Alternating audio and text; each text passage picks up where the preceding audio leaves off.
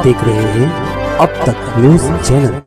Unique academy computer and coaching classes, जहां nursery और junior senior KG classes से लेकर 11वीं और 12वीं जमातों के लिए कोचिंग क्लासेस जारी हैं। यूनिक एकेडमी में ऑडियो और वीडियो स्क्रीन का इंतजाम भी किया गया है। 5वीं, 6ठी, 7वीं और 8वीं जमात की स्पेशल क्लासेस भी जारी हैं। उर्दू, इंग्लिश, मराठी और मैथ्स की बेसिक क्लासेस भी जारी हैं। लड़कियों के लिए बिल्कुल सेपरेट क्लासरूम। यूनिक एकेडमी में अपने बच्चों का एडमिशन करवाएं। हमारा पता याद रखिए, शहीद अब्दुल हमीद कुसुम्बा रोड, निहाल नगर पुलिस स्टेशन के सामने, मालेगांव।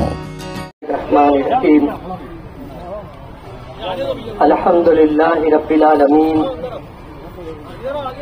वस्सलातु वस्सलामु अला अशरफिल अंबियाए हबीबिहिल मुख्तार। नबी की मोहब्बत दीन हक की शर्त अव्वल है। अगर इसमें है खामी तो सब कुछ नामुकम्मल है।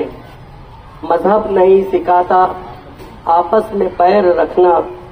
हिंदी से हम वतन है, हिंदुस्तान हमारा। अल्हम्दुलिल्लाहि रब्बिल आलमीन। हमें इस बात पर फख्र है कि हम हिंदुस्तानी मुसलमान हैं। हमारे असलाफ ने बंटवारे के टेम कुछ फिरका परस्तों ने नारा लगाया और पाकिस्तान बनाया। जिसको पाकिस्तान जाना था वो पाकिस्तान चले गए, लेकिन हमारी चाहत थी कि हमारे असलाफ के मज़ारात यहाँ हैं, हमारे बाप दादा यहाँ मदफून हैं।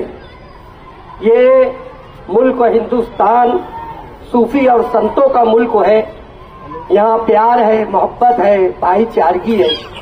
और अल्हम्दुलिल्लाह हम सब हिंदू, मुसलमान, सिख, ईसाई, तमाम बिरादरी, तमाम अकायद के लोग बेशक आज तक मिलकर रहते हैं और मिलकर रहते रहेंगे।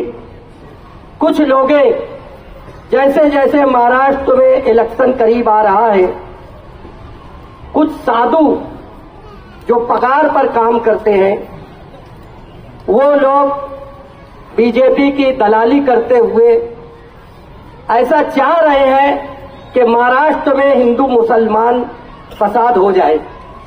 लेकिन ये उनका ख्वाब है और इंशाअल्लाह ताला जब तक हम हिंदू और मुसलमान होश से काम लेते रहे तो उनका ख्वाब पैरों तले रौंदा जाएगा।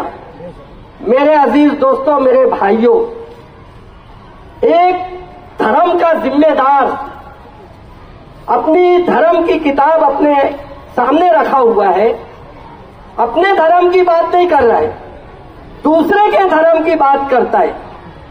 हम भी तारीख जानते हैं, हम भी राम जी के बारे में बोल सकते हैं, हम भी सीता के बारे में बोल सकते हैं, लेकिन हमारा मजहब इसकी इजाजत नहीं देता। हमारा मजहब ये बोलता है कि तुम अपना काम करो, अपना काम करो, अच्छे ढंग से करो और इंसानियत को फरोग दो।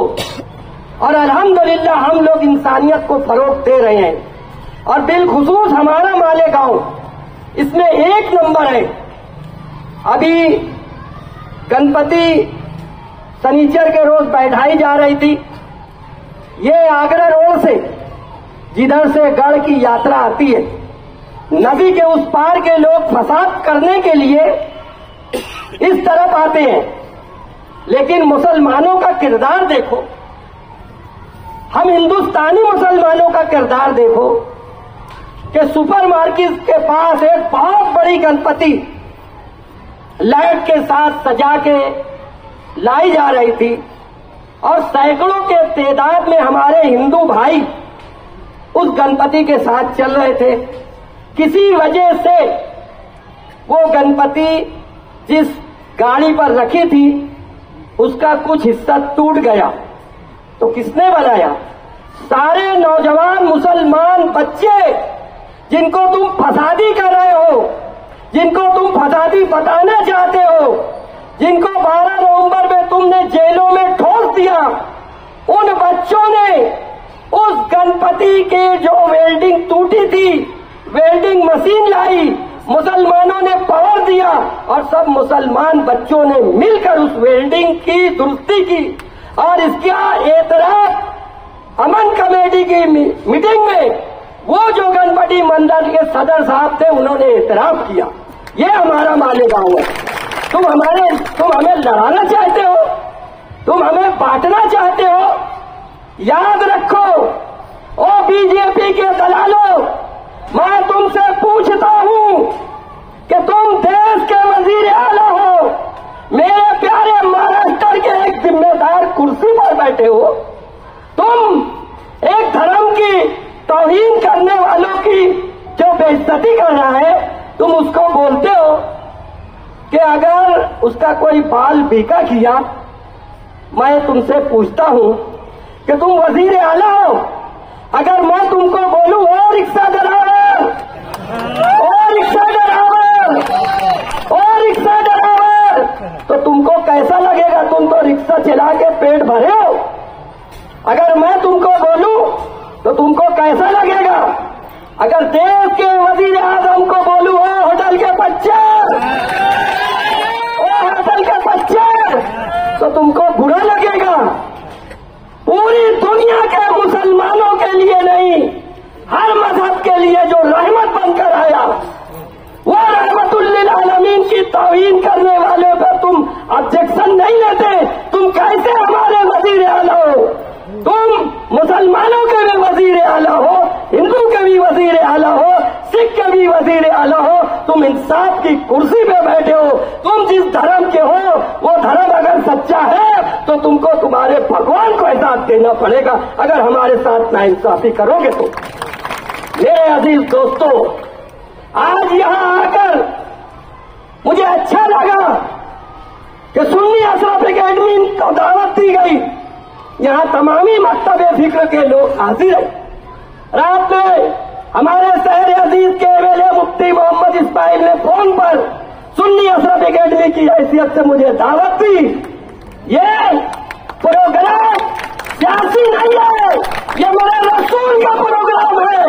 इस प्रोग्राम के लिए अतर अशरफी अपनी जान की कुर्बानी दे सकता है। और सिर्फ अतर अशरफी नहीं, मालेगांव का एक मुसलमान इंशाअल्लाह ताला नबी की आज़मत पे। तुमने हमसे मस्जिद ले ली, हमने सब्र किया। तुमने हमारे कारोबार को जलाया, हमने सब्र किया। हमारे साथ बहुत जुल्म हुआ, हमने सब्र किया है। लेकिन याद रखो, हम सब मुसलमान इस बात पर मुत्तफिक हैं, चाहे किसी बिरादरी के हो, चाहे किसी इलाके के हो, चाहे किसी अकायद और मसलक के हो, कि हम सब बर्दाश्त कर सकते हैं, अपने नबी की तौहीन बर्दाश्त नहीं कर सकते। इसके लिए हमें जैसी कुर्बानी देना पड़ेगी इंशाअल्लाह हम देंगे। अभी हमसे पहले कहा जा रहा था, मेरे बच्चे ने जज्बात में कहा कि हम यहां मुस्लिम राष्ट्र बना सकते हैं। नहीं, हम कभी मुस्लिम राष्ट्र नहीं बनाएंगे। ये मुल्क बाबा साहब अम्बेडकर के कानून से चलता है। यहां मुसलमानों ने बहुत दिन तक हुकूमत की, लेकिन कभी वो मुसलमान कानून से हुकूमत नहीं किए। यहां जब जिस धर्म की जहां जरूरत होती थी, कहीं ईदगाह बनाते थे तो कहीं मंदिर भी बना कर देते थे। मेरे अजीज दोस्तों, हमारे आका ने हमारी अम्मा से निकाह किया। तुमको क्यों तकलीफ हो रही? तुमको क्यों तकलीफ हो रही? वो हमारी मां है। हमारे आका ने हमारी मां से निकाह किया, उसमें मसलहत थी। आओ हमारे मुफ्तियों के पास बैठो, हमारे उलमा के पास बैठो, तो वो पाखंडियों तुमको समझ में आएगा कि क्यों निकाह किया था। क्योंकि मेरे आका ज़ाहिरी दुनिया से पर्दा फरमाने वाले थे, तो अपना इल्म और अपनी सारी मालूमात हमारी मां को देकर दुनिया से पर्दा करने वाले थे। वरना मेरा नबी वैसे ही अपनी कब्र अतहर में जिंदा है जैसे दुनिया में जिंदा था। इसीलिए तो मुस्तफा का रज़ा मुफ्ती आजम फरमाते हैं, तू जिंदा है वल्लाह, तू जिंदा है वल्लाह। मेरे चश्मे आलम से छुप जाने वाले, चमक तुझसे पाते हैं सब पाने वाले, मेरा दिल भी चमका दे चमकाने वाले। सलाम।